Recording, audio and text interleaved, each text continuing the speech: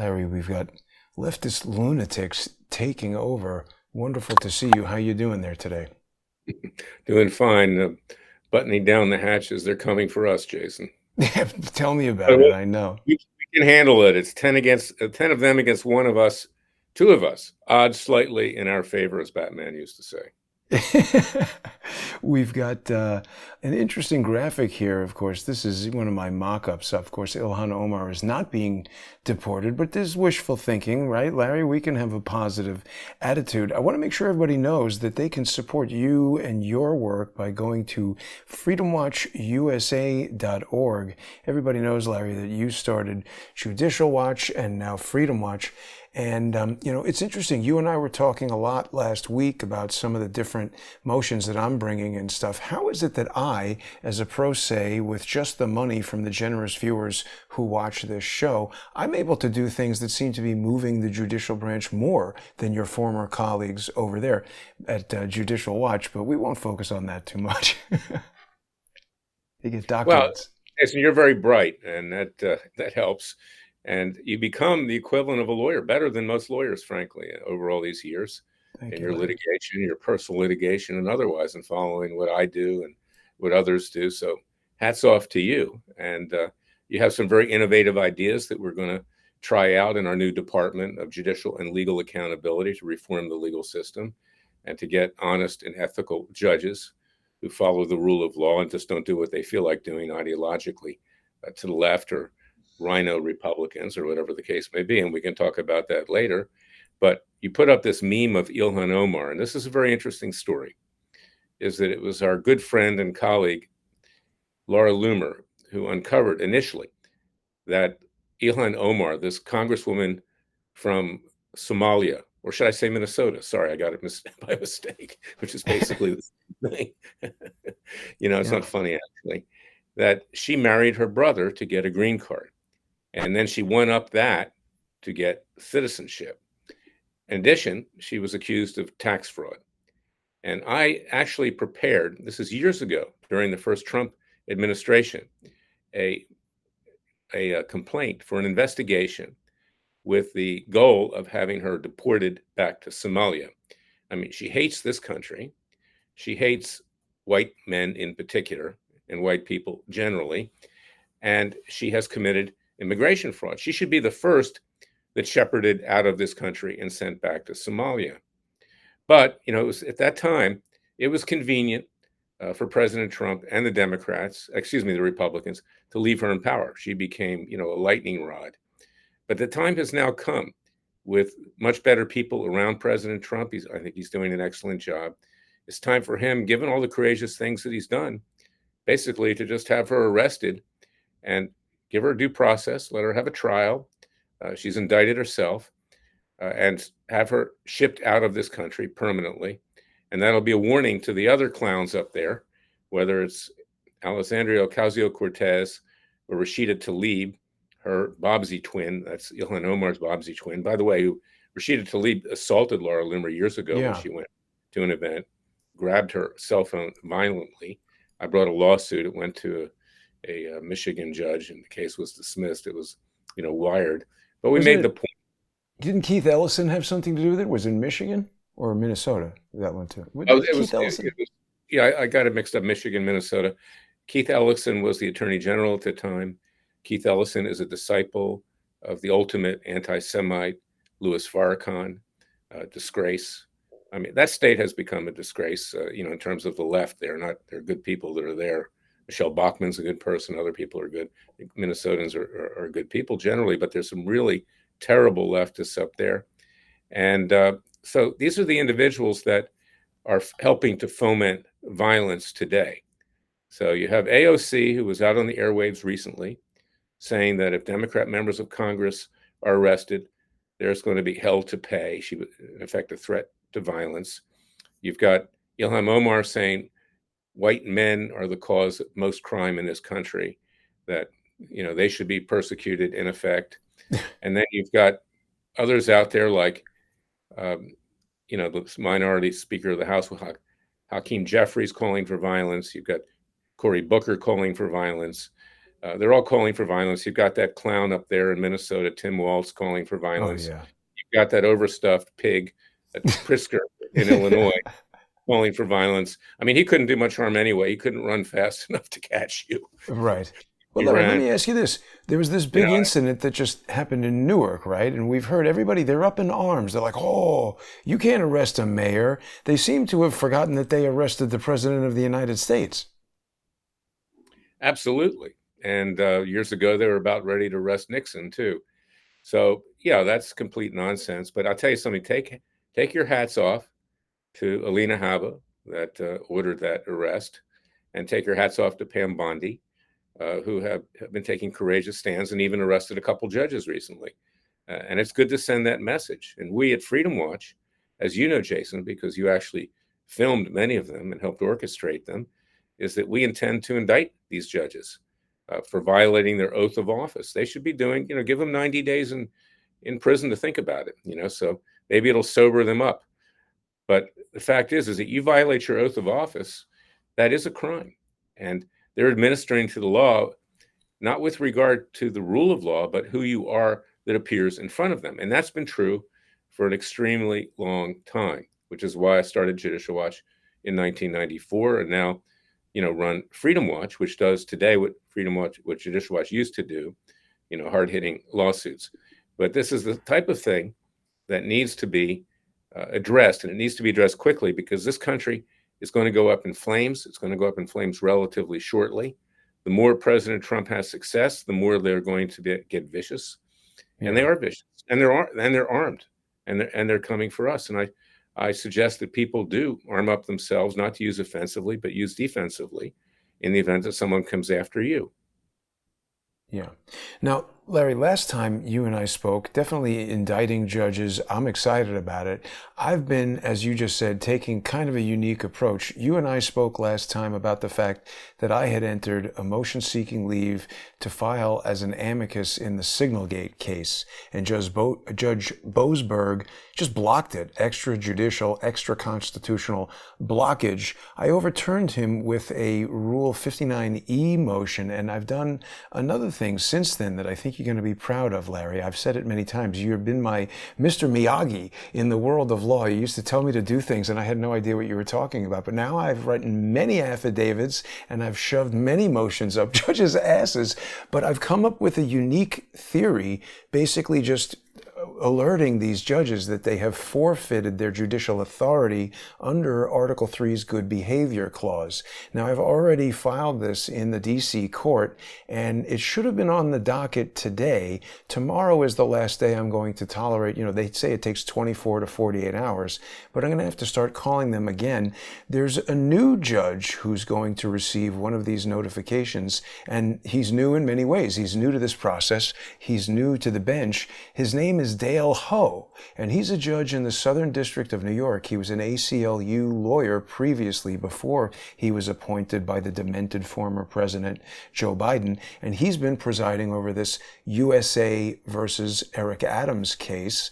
And the issue there is Judge Ho has the audacity. He did this to me as well. I tried to move as a amicus in his case, and he said in a generalized order that he had received some voluminous amicus briefs and he wasn't going to allow them in. And in putting together one of these judicial authority forfeiture motions for this guy, I discovered that in his individual rules, he has a special set of rules for pro se movements where he's decided extra-constitutionally that he gets to decide if a pro se's motion ever even sees the docket. So he has established in a written practice a rule that supersedes the federal rules of procedure, supersedes the local rules of the Southern District of New York, and most grotesquely, supersedes the Constitution and the First Amendment. What do you think of that, Larry? Right. Well, it also violates the Sixth Amendment, which gives you a right to appear pro se.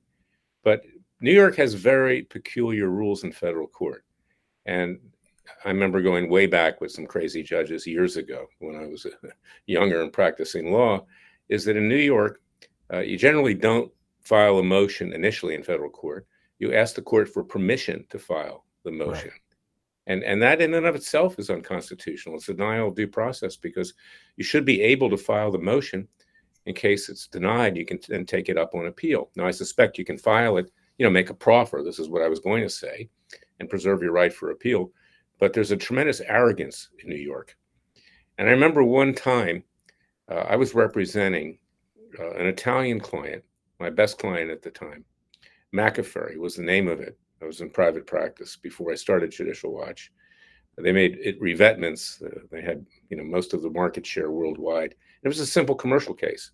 And I had just uncovered the Chinagate scandal. And my case was assigned, and I write about this in my book, Whores, Why and How I Came to Fight the Establishment, which you can get on Amazon and freedomwatchusa.org. I wrote about the fact that the first day of trial, it was before a Judge Denny Chin. I mean, just really a vile human being, Denny Chin. He was the head of the Asian Anti-Defamation League, and I like Asians, and it has nothing to do with that. But he saw prejudice around every corner, and this was just a simple commercial case. But it occurred right after I had uncovered that John Wong was put in the Commerce Department by Bill Clinton, allegedly to spy. Well, he did spy on the American people there. He got access to a lot of commercial information, classified information, being briefed by CIA people. So when I walked into that courtroom with Denny Chin, the whole courtroom was filled up with Chinese. I couldn't understand why. What interest did they have in this case? But the Democratic committee was calling me a racist against Chinese, and I actually had many Chinese clients and friends. Wow. And people working for me who were Chinese. So Denny Chin, asked me, why did you, I told him to recuse himself from the case. He made certain bigoted remarks, essentially, like these others are doing, and he wouldn't do it. He held me out to dry, and he sanctioned me at the time. I hired Ramsey Clark, who was the Attorney General under Johnson, under President Johnson. He had the same difficulty with him at the time. It's a really interesting story. It's in my book, Whores. But it shows you just how ideological these judges are. But when I took the decision up on appeal to the Second Circuit, it went in front of the chief judge. His name was Judge Newman. And I wrote a little footnote in the brief talking about how many times the judge that preceded Denny Chin, and also the conduct of Denny Chin, how many times they had been reversed by the Second Circuit. And this Judge Newman took offense. He says, "How dare you write that these judges were reversed this many times?" I said, "What's the matter with that, Your Honor? It's the truth." Yeah. Yeah. They protect each other, and they do whatever they want. And New York is one of the most arrogant. I try to stay out of New York, okay, if I can. It's not a bad idea, to tell you the truth. As bad as the District of Columbia, frankly. And the only difference is that the judges in New York are generally smarter than D.C. They're Wall Street lawyers that got shot up there with campaign contributions, but they are intelligent, but they're also very partisan. But this is the attitude of the judiciary. Do not question me. I will do what I think needs to be done. I don't care if you have legitimate concerns about the fact that I may have a bias against you. You're representing an Italian client. Because I asked him, I said, why are all these Chinese in the courtroom? Right? I mean, what's going on here? So it's kind of that had to go over really well. Yeah. And then he asked me, he said, "Are you asking me to recuse yourself?" And I said, "Your Honor, I'm asking you to search your soul." He really hated that one. Wow. I said, "You decide whether to recuse yourself, but you've shown some bias here against my client." And my client has nothing to do with my work at Judicial Watch. It's a private case. It was my law firm that was handling it. And he injected that into it because I had uncovered, this is the part that I left out, that he had been recommended to the bench to Bill Clinton by John Wong, the Chinese spy at the Commerce Department.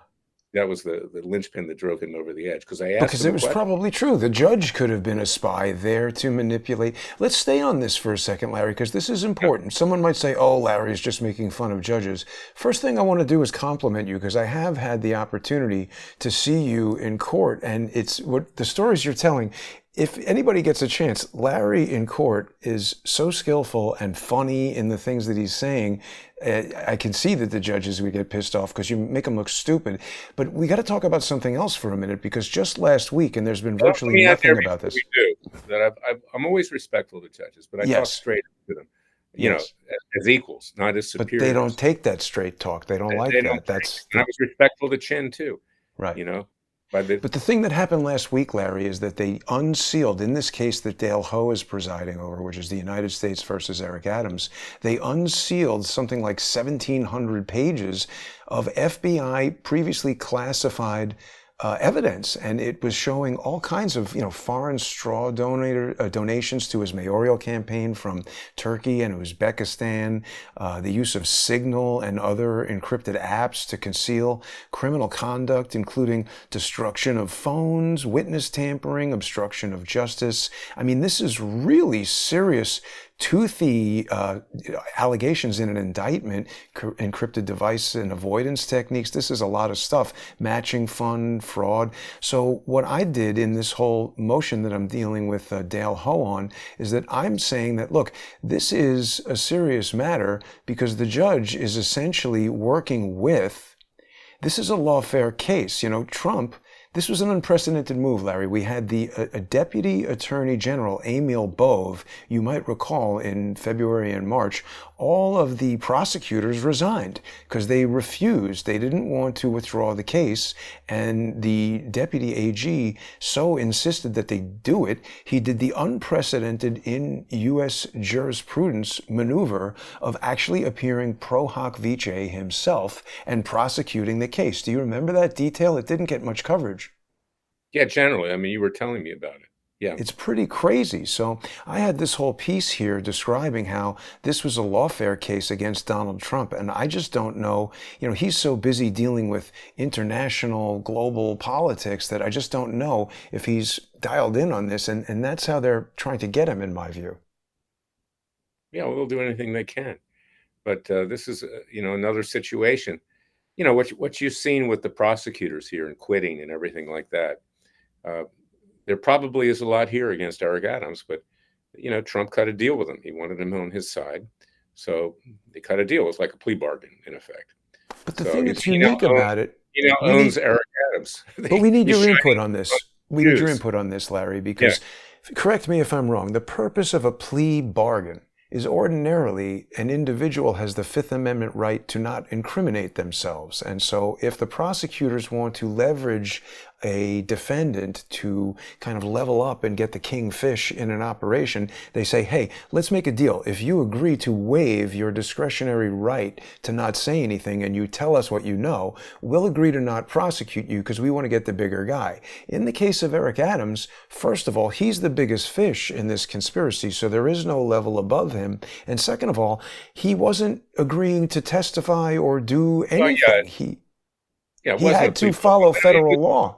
It was a Trumpian plea bargain. Okay, he was trading it off. That's what he did, and Mm. he felt that he needed the support of the New York mayor, and that it was worth the cutting, this deal that they would dismiss the indictment. But there's a flip side of this too, and you have to take it with a grain of salt. And I'm sure, Jason, that you're correct. There's a lot of evidence against Eric Adams, but again, hearkening back to the days that I was at the Justice Department, I remember wanting to prosecute an individual in North Carolina, Andy Troxler of Troxler Enterprises or whatever it was, who broke bond and sent carcinogenic sleepwear to kids in Venezuela at the Whoa. time.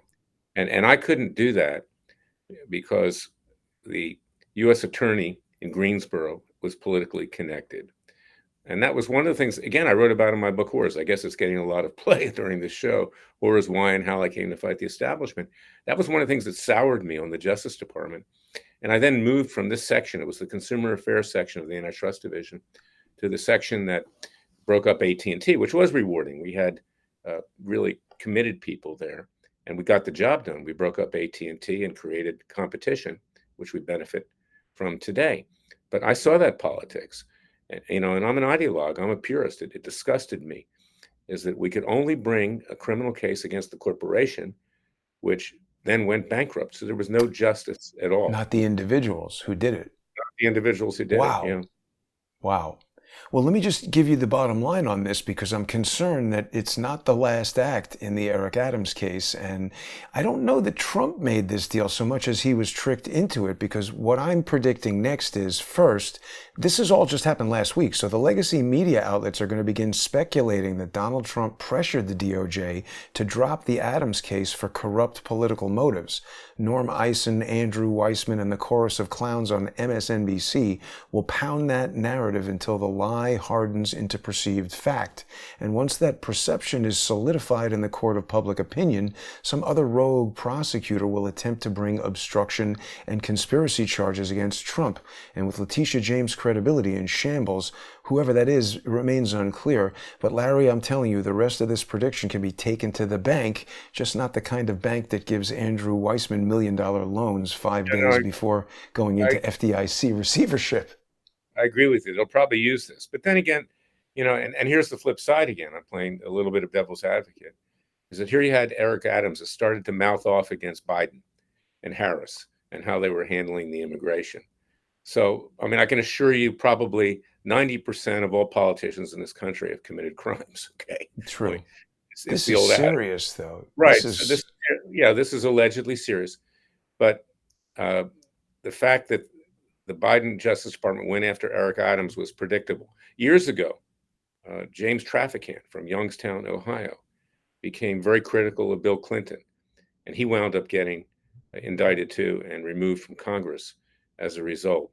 And he was appearing on all the shows. You could expect the same thing to happen with what's his name, the senator from Pennsylvania, Menendez. No, I'm having a little blank moment here. Senator Fetterman. Yeah, they're coming after him too. Now they're trying the psychological thing to say he's crazy because he supports President Trump in many respects. Wow. This is what they do. It's vicious. He might be crazy though. It's exactly what I said, Horace. Well, you can be crazy and still make a good point, right? You get the guy in the Carhartt jacket. I don't know. We'll see what happens with Fetterman. Now, Larry, we're getting close to the end of our opening segment here, but people are going to be able to join us for part 2 of this particular discussion. They can do that by going to your Substack. I don't know if people are aware that Larry is on Substack, so join us there. Larry's Substack is larryclayman.substack.com. You can also sponsor his work at Freedom Watch by going to freedomwatchusa.org. And of course, people can see the simulcast on any of the Crowdsource the Truth sponsorship channels. And thanks to everybody who's sponsoring the show on subscribestar.com and patreon.com/crowdsourcethetruth. Odyssey is switching payment providers, so if you're on there, you're going to be able to see the broadcast, but you can't sign up now for new subscriptions. You can join us on any of these other channels, and of course, people who subscribe to me on X at JG_CSTT. We'll be back in 5 minutes. We got a lot more to talk about with Ilhan Omar. And Larry, just let everybody know what we're going to cover in the next segment real quick. We got about 2 minutes. In addition to Ilhan Omar and AOC and Rashida Tlaib and all the other miscreants and leftist criminals, let's talk about what's been happening in the courts lately. There was a decision in San Francisco where Trump was enjoined temporarily, TRO, that he can't reorganize the departments in the executive branch. Virtually every department he was enjoined in laying people off in reorganization. It was outrageous. This judge, a elderly woman on senior status, never married. You probably can put 2 and 2 together in San Francisco. Okay. And, hates his guts. And but it's important that we don't be perceived as making fun of that. This is a pattern. Valerie Caproni fits that as well. And do people of that description really represent the majority of the United States of America, or are they a fringe minority of leftist ideology? No, they're a fringe minority, but they're also in control. Okay. Right. Federal judge is very powerful. We can see that. And right. She enjoined him, from every department in DC and throughout the country, from reorganizing, from doing anything. And she doesn't care. She's there for life. She's in senior status. What the hell? We'll enjoin him. And there was another one, judge there, Alsop, that enjoined Trump in San Francisco from letting go provisional workers, in the various executive branch agencies. They were there just, on a temporary basis. He couldn't even fire them. So this is what Trump is up against. We can talk about that. Somewhere between 60 and 70% of all of his executive orders have been enjoined by leftist judges, George W. Bush judges, Rhino judges, and a couple Reagan judges who were so old they probably didn't know what they were doing. Right. Well, we'll get into all of that, Larry. It was discovered today that he has a nodule in his prostate. So, nobody wishes any harm to him. We just want him to go away, but he may not be long for this world. Well, yeah. We'll be back in just a little bit. Thanks for tuning in, everybody. Stay with us and join us for part 2.